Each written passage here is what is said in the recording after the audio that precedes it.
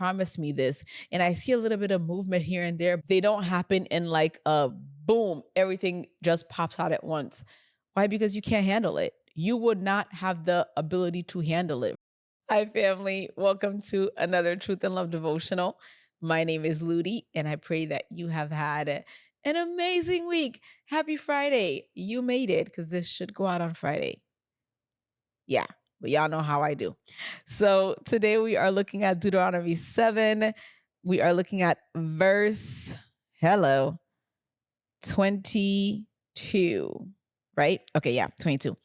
And the Lord your God will drive out those nations before you, little by little. You will be unable to destroy them at once, lest the beasts of the field become too numerous for you. Years ago, the Lord gave me the scripture and he just kept highlighting it to me little by little, little by little. And you're human, so you're probably like me, where if the Lord gives you a word, you're ready for it to come tomorrow. Like, let me see it happen, Lord. Let it come. But he says that he's going to drive out the nations. He's going to do what he said he's going to do, but he's going to do it little by little. And why will he do it little by little? Because you can't destroy the enemy all at once. Because if you do that, the beasts of the field will become too numerous for you.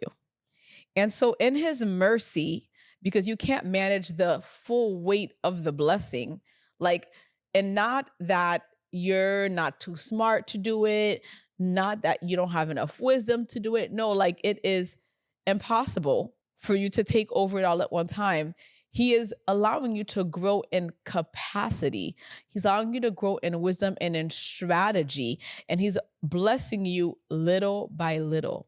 And so sometimes we want the thing quick, not realizing that, and I did a Devo on this, how God does not delay in the way that we understand delay, right? He is not late in the way that we understand lateness, but it is so that we do not perish.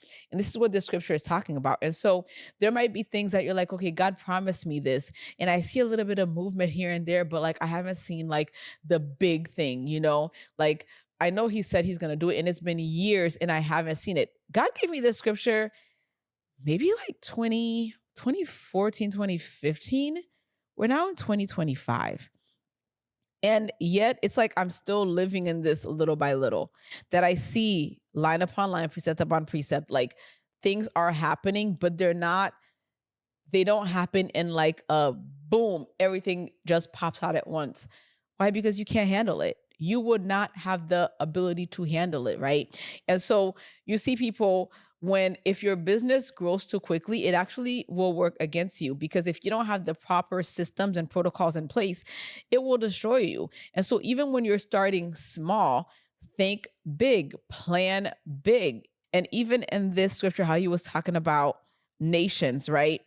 These are people who are coming in and inhabiting a place that was once occupied. So there were homes, there were walls, and when they took these people out, they like burned their cities down, everything, right? And so there were certain protocols that were in place to ensure that the place did not become desolate.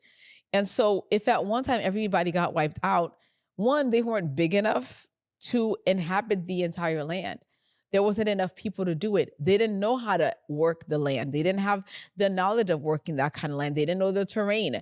They didn't know the animals and how they worked and all of that. There was so much connected to just possessing. And sometimes we want to possess, but we don't understand the lay of the land. What does it look like to possess in this?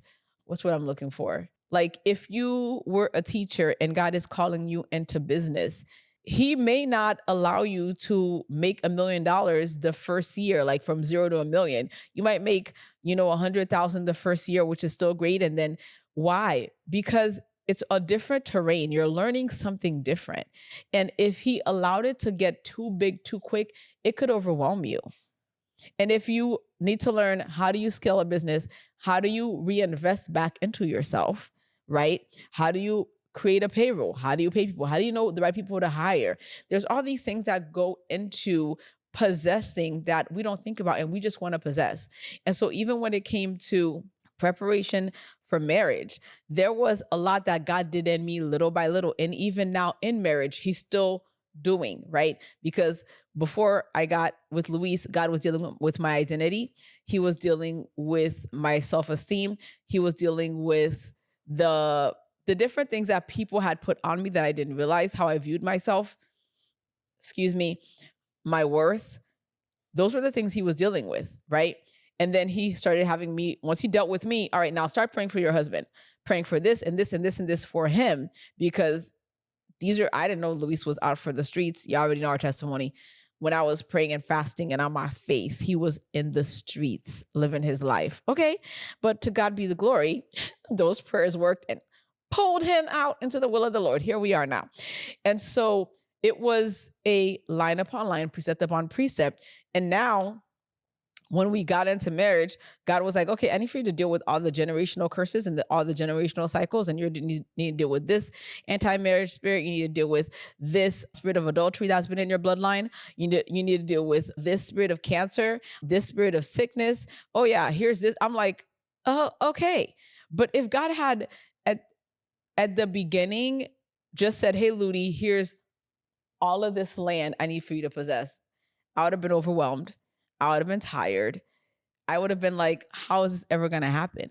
And so little by little, he began to train. And some of you are in that training session where in a season, God is having you fast and pray. And there were times where it was like, I just was fasting for like years at a time. It's funny, but it's so true. And some of you guys are probably in that season where it's kind of like every other day you jump out of a fast, you jump right back into a fast. That was your girl's life because of everything that God was like, okay, now you've possessed this. Now we got to go do this. You possess this. Now you got to go do this. And it's kind of like, bruh. But what you don't realize in the spirit, you're taking terrain, you're possessing, right? You're elevating. God is expanding you in order that you may one day possess the fullness of that land. And once you're done with that, then he's going to move you to something else. And then you're going to start that process over and over again. But just know that God is not slow in the way that you understand slowness. And you may feel like the momentum is not fast enough for you.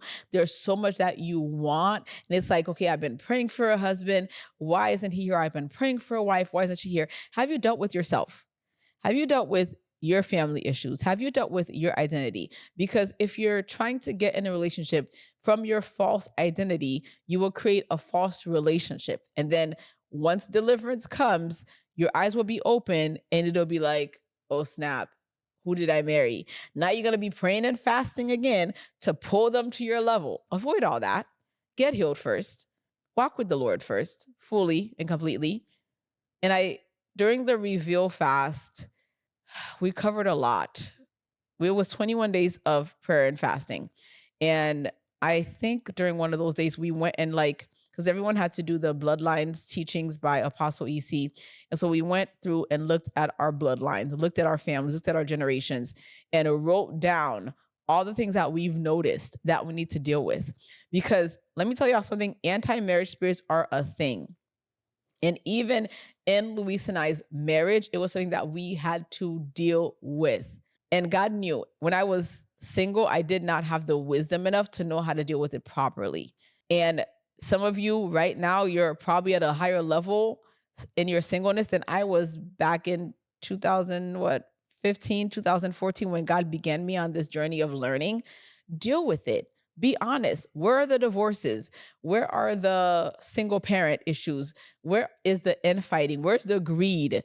Where's the people who are, hiding accounts from their husbands or their wives? Those who don't vacation together, that's weird. Y'all are married. You should vacation together.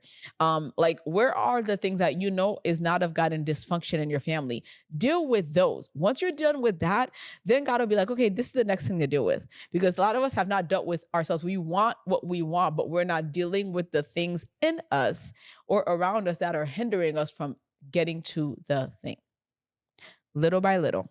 But I'll let you know, based upon your level of submission and obedience, you could speed that up. It could be sped up, but that will be all on you. All right. I love you guys, and I will see you on the next one. Bye.